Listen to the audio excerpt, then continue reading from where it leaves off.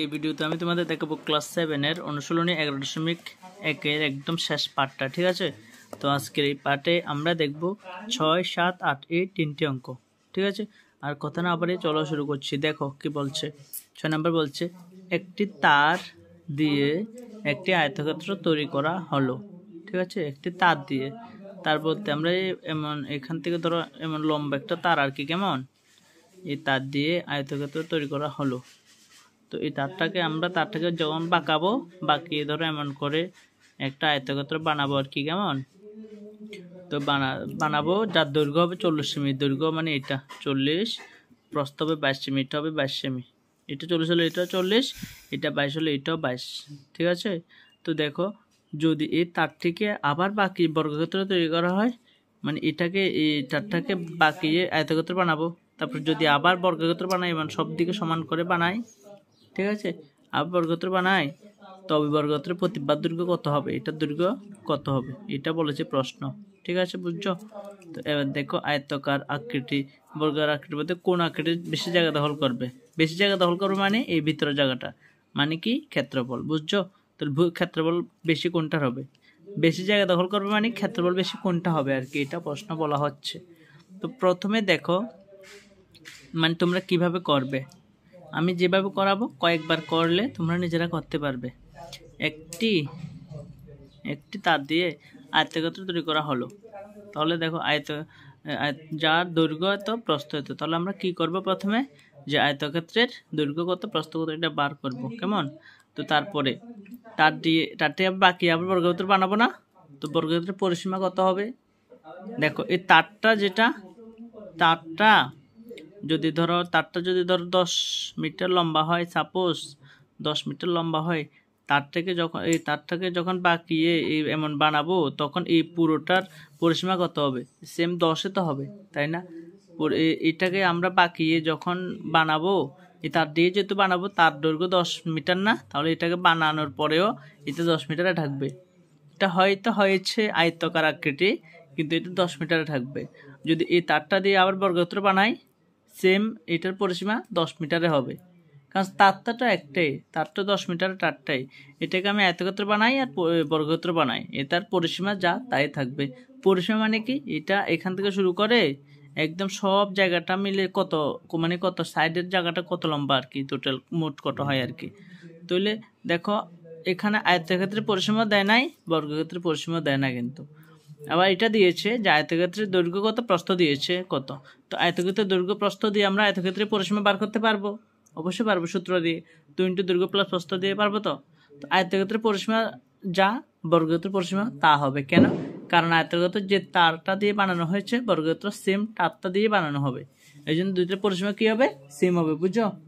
তো এবার আমরা কি লিখবো, প্রথমে যে আয়তক্ষেত্রের দৈর্ঘ্য লিখবো, আয়তক্ষেত্রের প্রস্থ লিখবো, তারপর আমরা কি বার করবো বলো তো, আয়তক্ষেত্রের ক্ষেত্রফল বার করবো না পরিসীমা বার করবো? পরিসীমা কেন? কারণ আমরা জানি আয়তক্ষেত্রের পরিসীমা আর বর্গক্ষেত্রের পরিসীমা সমান, তো পরিসীমাটা বার করব। আবার ক্ষেত্রফল বার করতে হবে, কেন ক্ষেত্রফল বার করতে হবে, কারণ বলেছে না যে আয়তাকার আকৃতি এবং বর্গাকার আকৃতির মধ্যে কোন আকৃতিটি বেশি জায়গা দখল করে। তো এই ক্ষেত্রফলটা শেষে বার করতে হবে, এটা এখন না। তো এখন অবধি যে প্রশ্ন আছে না, এখানে এটা বার করতে হলে আমাদের পরিসীমা বার করতে হবে। তো দেখো আয়তক্ষেত্রটির দৈর্ঘ্য কত, কিভাবে লিখবা সুন্দর করে আমি দেখাচ্ছি তোমাদের। প্রথমে অনেকক্ষণ বুঝাচ্ছি, কারণ দেখো বুঝালে যাতে তোমরা নিজেরাই অর্ধেক করে নিতে পারো আর কি, কেমন। আয়ত সুন্দর করে লিখবা যে আয়তক্ষেত্রের, এখানে আয়তক্ষেত্র, হ্যাঁ আয়তক্ষেত্রের কি লিখবো, আয়তক্ষেত্র তোমরা বলো, আয়তক্ষেত্রের দৈর্ঘ্য কত লিখবো বলো, 40 সেমি। তারপর আয়তক্ষেত্রের কি লিখবো, প্রস্থ কত লিখবো, 22 সেমি। তারপর কি বার করবো বলো তো, কি বার করবো, পরিসীমা। আয়তক্ষেত্রের পরিসীমা সূত্র কি বলো তো, 2 দৈর্ঘ্য প্লাস প্রস্থ, এখানে একক হবে, কেমন। তারপর 2 ইন্টু দৈর্ঘ্য কত 40, প্রস্থ মানে 22, এত সেমি। 2 ইন্টু দুইটা যোগ করলে 62 হবে, কেমন এত 2 দুগুণে 4, 6 দুগুণে 12, 124 সেমি। এটা কি হয়, এটা আয়তক্ষেত্রের পরিসীমা, বর্গক্ষেত্রের পরিসীমা 124 সেমি হবো। ঠিক আছে, যেহেতু লিখবা, যেহেতু একই তার দিয়ে, ঠিক আছে বুঝছো, যেহেতু একই তার দিয়ে বর্গক্ষেত্র গত তৈরি করা হলো, হ্যাঁ তৈরি করা হলো, তাই কি লিখবো, তাই বর্গক্ষেত্রের পরিসীমা সমান সমান, হ্যাঁ তাই বর্গ ক্ষেত্রের পরিসীমা সমান সমান কত লিখবো, কত না 124 সেমি, 124 সেমি। এবার আমরা বর্গক্ষেত্রের বাহুকে জানি, জানিনি, জানি না। এখানে কি বাহু দিয়েছে বর্গক্ষেত্রের, দেয় না। দেখো বলছে তার থেকে আবার বাকি বর্গক্ষেত্র তৈরি করা হলো, বর্গক্ষেত্রের বাহুর দৈর্ঘ্য কত হবে এটা আমাদের বার করতে হবে। আমাদের বার করার আগে আমাদের বর্গক্ষেত্রের বাহু ধরবো, ধরি, কেমন ধরি বর্গক্ষেত্রের বাহুর দৈর্ঘ্য, বাহুর দৈর্ঘ্য সমান সমান কত x সেমি লিখবো, কেমন। এবার যেহেতু বর্গক্ষেত্রের পরিসীমা জানি, আমাদের কি বার করতে হবে, যেহেতু পরিসীমা জানি আমাদের কি বার করতে হবে, পরিসীমা নাকি ক্ষেত্রফল, যেহেতু পরিসীমা জানি আমাদের আবার পরিসীমা বার করতে হবে এই এক্সটা দিয়ে। তাহলে তো আমাদের, আমরা একটা পরিসীমা বার করব, এখানে একটা পরিসীমা আছে, তাহলে প্রশ্ন অনুসারে লিখলে এক্সটার মান বের হবে, বুঝছো। এখানে যদি ক্ষেত্রফল থাকতো তাহলে আমাদের ক্ষেত্রফল বার করতে হতো, এখানে পরিসীমা আছে না, তাহলে আমাদের কি বার করতে হবে, পরিসীমা। তো লিখবো যে বর্গক্ষেত্রের পরিসীমা, আবার লিখবে এখানে, কারণ একবার পরিসীমা দেওয়া আছে না, আবার আবার আবার বার করছি না, এই জন্য লিখবো আবার বর্গক্ষেত্রের পরিসীমা, কেমন সমান সমান বর্গক্ষেত্রের পরিসীমার সূত্র কি বলতো, 4 ইন্টু বাহুর দৈর্ঘ্য, বাহু মানে কত x না, একবার 4x সেমি। ঠিক আছে, 4 ইন্টু x মানে কত 4x সেমি না, ক্লিয়ার তো। এটা বর্গক্ষেত্রের পরিসীমা না, হ্যাঁ এটাও পরিসীমা না, তো এটা সমান সমান এটা লিখতে পারি না, পারি তো। তো লিখবো যে প্রশ্ন অনুসারে এই 4x পরিসীমা সমান সমান ক্ষেত্রফল লিখতে পারবো না, পরিসীমা সমান সমান পরিসীমা লিখতে হবে, এই জন্য এখানে পরিসীমা থেকে আমরা পরিসীমা বার করছি। তো 4x পরিসীমা সমান সমান কত 124 না, এই বা x সমান সমান x এর সাথে 4টা গুণ হিসেবে আছে না, এদিকে গেলে ভাগ হবে, 124 না, 12 এর মধ্যে 4টা কবার যাবে, 3 4 12, 3 না 4 এর মধ্যে কতবার যাবে, একবার, 4 একে 4, 31টা, বা x সমান সমান কত 31, 31টাকে মানে xটা কি ধরেছি, xটা বাহুর দৈর্ঘ্য ধরেছি না। তবে সুতরাং বর্গক্ষেত্রের বাহু কত, বাহুর দৈর্ঘ্য 31 সেমি। ঠিক আছে, তো বর্গক্ষেত্রের বাহু জানি, তো বর্গক্ষেত্রের ক্ষেত্রফল বের হবে, বার করতে পারবো। সুতরাং বর্গক্ষেত্রের ক্ষেত্রফল কি হবে, বাহু গুণ বাহু না, 31 গুণ 31 বর্গ সেমি হবে, ক্ষেত্রফল মানে বর্গ হবে, কেমন ক্ষেত্রফল মানে বর্গ। 31 গুণ 31 কত হবে দেখো, 31 আর 31, 1 একে 1, 3 একে 3, 3 একে 3, 3 3 9, 1 3 3 6 9, 961 বর্গ সেমি। ক্ষেত্রফলটা বলা নাই কিন্তু, তো প্রশ্নে একটা বলেছে না যে কোনটার আকৃতি বেশি জায়গা দখল করবে, এই জন্য আমাদের দুইটার ক্ষেত্রফল বার করতে হবে। তো বর্গক্ষেত্রটা তো বার করেছি, 961 হয়েছে, আমাদের এবার আয়তক্ষেত্রটাও বার করতে হবে। ঠিক আছে, এই আয়তক্ষেত্রের দৈর্ঘ্য আমরা লিখেছি না, এখানে দৈর্ঘ্য লিখেছি, প্রস্থ লিখেছি, পরিসীমা লিখেছি না, এখানে আবার লিখবো, এবার লিখবা। সুতরাং আয়তক্ষেত্রের ক্ষেত্রফল, এটা ক্ষেত্রফলটা এখানে এটার নিচে লিখবে আর কি। আমি তো জায়গা রাখি না, এই জন্য এখানে লিখছি। তোমরা করার সময় এইভাবে একবার করে নিবে আর কি, কেমন?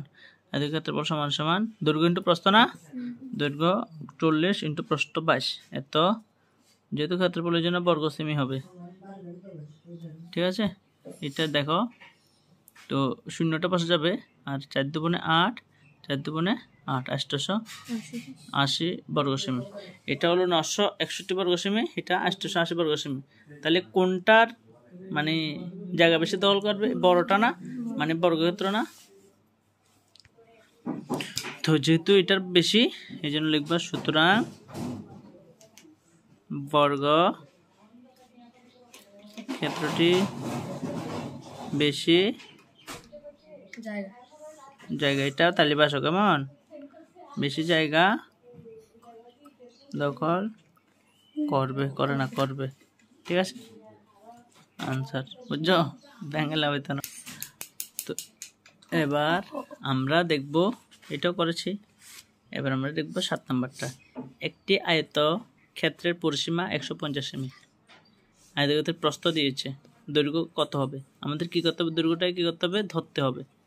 কি করতে হবে? ধরতে হবে। তো যেহেতু আয়তক্ষেত্রের পরিসীমা দিয়েছে না, তো লিখব 7 নম্বর যে আয়তক্ষেত্রের পরিসীমা সমান সমান, লেখো, লিখবো যে আয়তক্ষেত্রের পরিসীমা 150 সেমি, কেমন? ঠিক আছে? আয়ত ক্ষেত্রের কি লিখবো? পরিসীমা, ঠিক আছে? আয়তক্ষেত্রের পরিসীমা সমান সমান 150 সেমি, এইভাবে লিখবা। দেখে দেখে লিখবা কোশ্চেন থেকে। আয়তক্ষেত্রের প্রস্থ কত? 25 সেমি না, লিখবা আয়তক্ষেত্রের প্রস্থ কত, লিখবো 25 সেমি। তো ধরি, কি বার করবো? আয়তক্ষেত্রে কি বার করবো? কি ধরবো? দৈর্ঘ্য পরিসীমা জানি, প্রস্থ জানি, কি বার করবো? আয়তক্ষেত্রের কি ধরবো বলো? দৈর্ঘ্য। সাহস করে কো, দৈর্ঘ্য ধরবো। দৈর্ঘ্য সমান কত ধরবো? এক্স কি লিখবো? মিটার সেমি। Very good. এখানে যেহেতু পরিসীমা আছে, তাহলে আমাদের কি বার করতে হবে? পরিসীমা বার করতে হবে। তো আবার আয়তক্ষেত্রের কি বার করবো? পরিসীমা। পরিসীমা সমান সমান সূত্র কি আয়তক্ষেত্রের? 2 ইন্টু দৈর্ঘ্য প্লাস প্রস্থ একক। 2 ইন্টু দৈর্ঘ্য কত?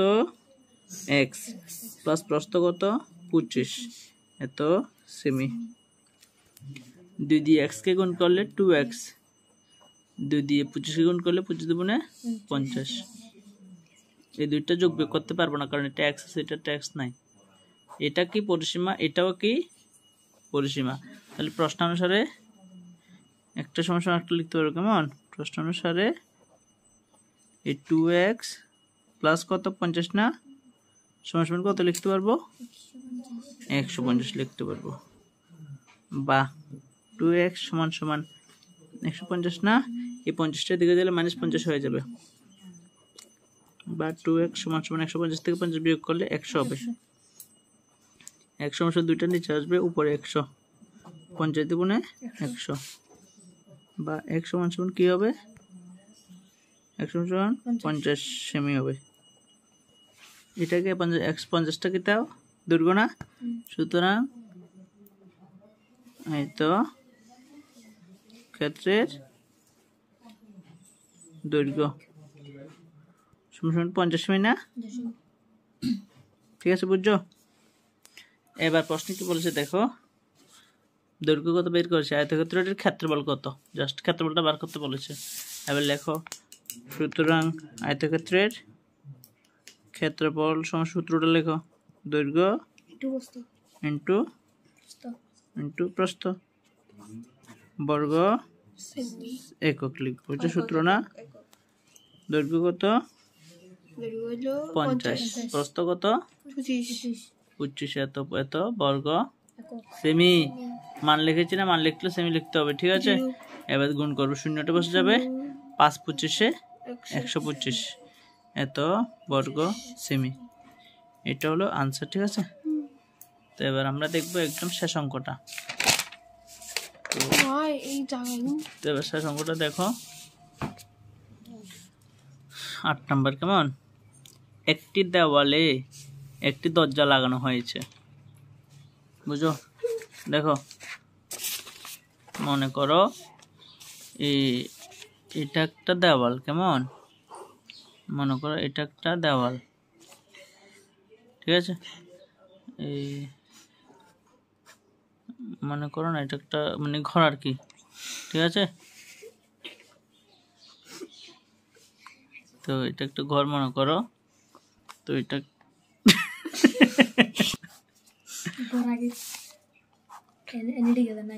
তো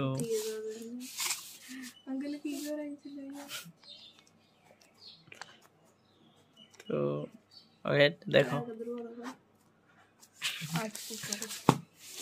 তো এটা মানে ঘরের ছাদ থেকে দিয়েছে আমার এক ছাত্র। তো দেখো, ঠিক আছে, এটা হলো ছাদটা আর কি, ঠিক আছে, রূপ এটা মানে এটা হলো ছাদ। দেখো চুপ। তো এটা একটা দেওয়াল, এটা একটা দেওয়াল, ঠিক না? আমরা মনে করি শুধু এই দেওয়ালটা আমার দরকার, এই দেওয়ালটার মধ্যে ধরো এটা একটা দরজা আছে, ঠিক আছে। এই পুরোটা কিন্তু দেওয়াল, কিন্তু ঠিক আছে, এটাও দেওয়াল, এটা দেওয়ালের মধ্যে পড়ে, কিন্তু এটা তো দরজা, তাই না?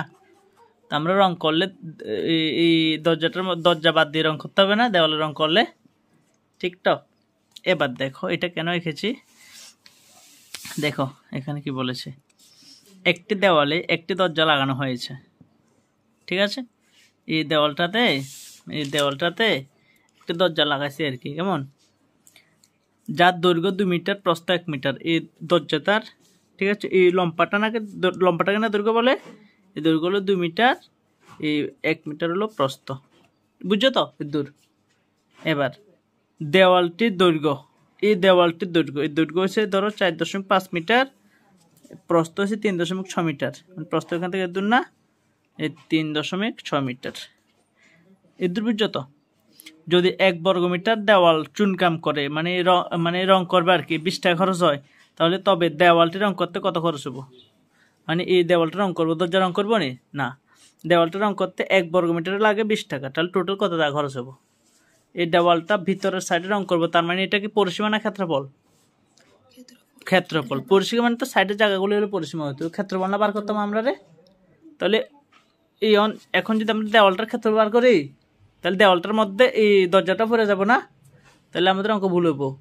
দেওয়ালটার ক্ষেত্রে বার করুম, দরজার ক্ষেত্রফল বার করুম, বুঝছো নি? তো ধরো পুরোটার ক্ষেত্রফল কত হবো, ধরো সাপোজ ধরো 100 হবো, পুরোটার ক্ষেত্রফল। এই 100-র মধ্যে দরজার ক্ষেত্রফল আছে না, থাকবো তো? কারণ পুরো দরজা দৈর্ঘ্য প্রস্থ বাদ দেওয়া যদি আমরা ক্ষেত্র বার করি, এর মধ্যে দেওয়ালে দৈর্ঘ্য প্রস্থ দিয়ে ক্ষেত্র বার করলে দরজাটা থাকবো না, ধরো 100 আছে না।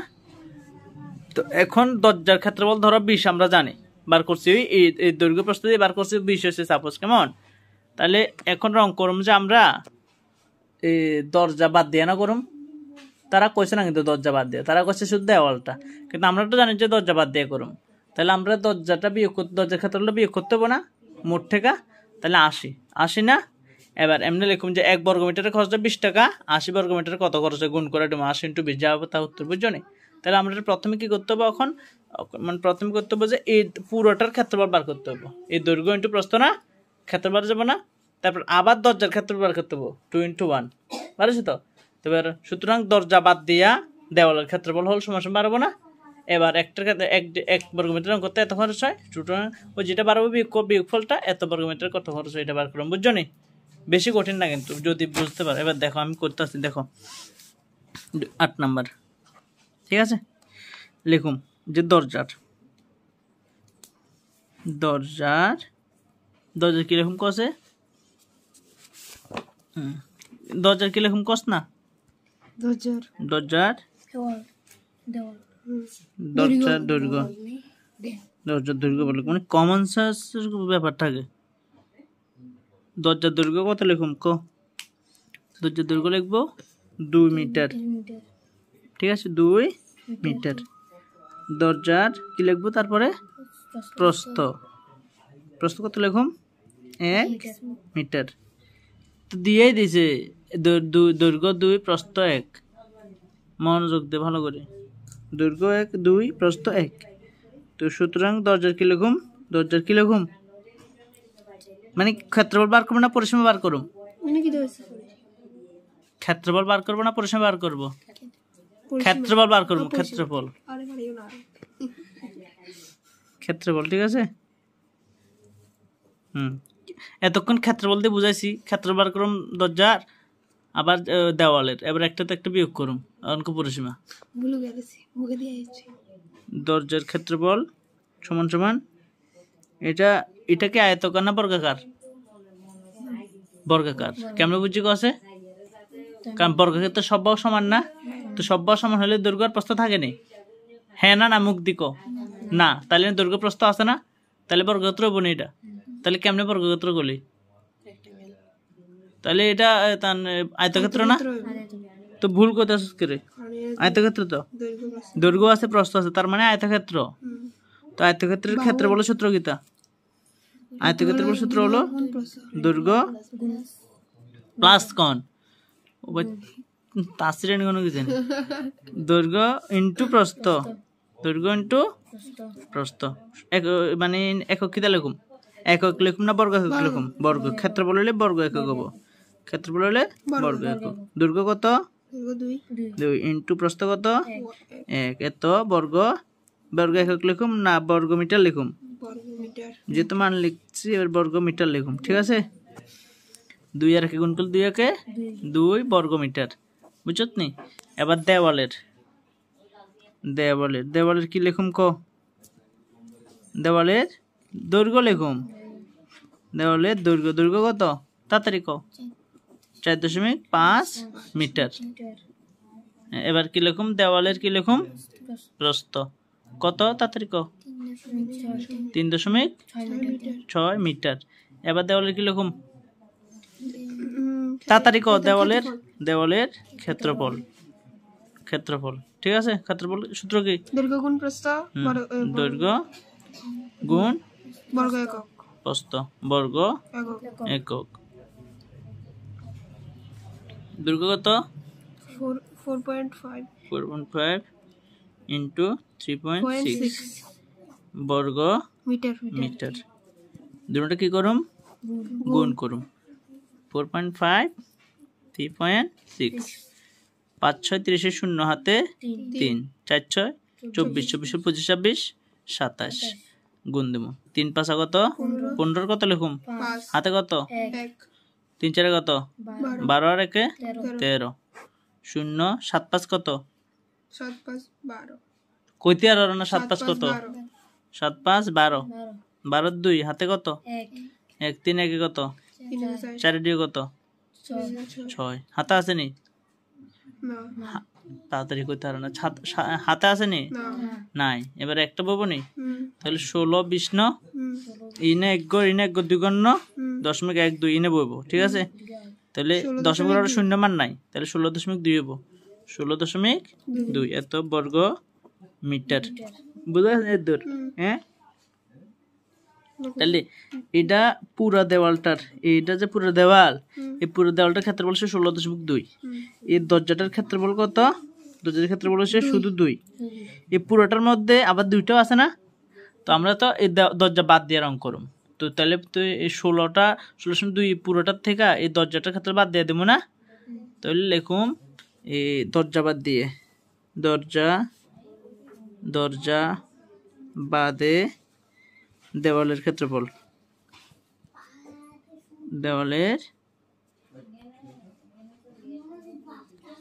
দরজা বাদে দেওয়ালের ক্ষেত্রফল। কথা কি বটু 16.2 - 2, ঠিক আছে। ক্ষেত্রফল হলে বর্গ হবে না, বর্গ মিটার হবো। কেমন? 16.2 থেকে 2 বাদ দিলে 14.2 হবো। বিয়োগ করিস তোরা 2, ঠিক আছে। 14.2 বর্গ মিটার। এবার আমরা কেমনে করলাম? 1 বর্গ মিটার কত হয় তারা কইছে না? মোবাইলের ক্যামেরা বাজে যাগো মাঝে মাঝে। 1 বর্গ মিটার কত খরচ হয়? এক বর্গ মিটার চুনকাম করতে প্রশ্নের মধ্যে আছে 20 টাকা। লিখুন 1 বর্গ মিটার